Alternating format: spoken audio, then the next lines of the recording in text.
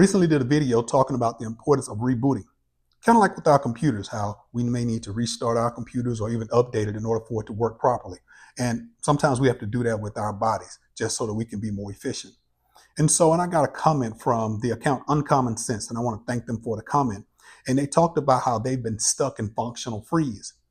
And for those who don't understand what functional freeze is, it's basically a state when we feel like we're just surviving but not thriving. It's kind of like when we're on autopilot. And so I've come up with 4 different ways that we can overcome functional freeze. And the first one is to ground ourselves.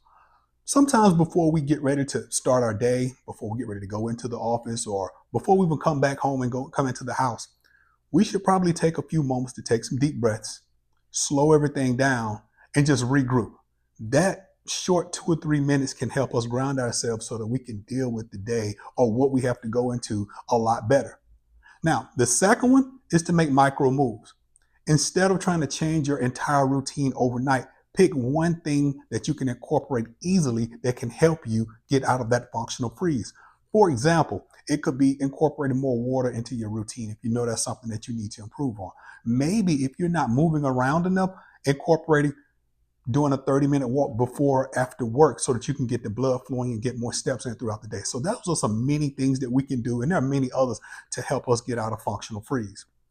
The next one is to reconnect, and I think this is probably one of the most important things that we can do.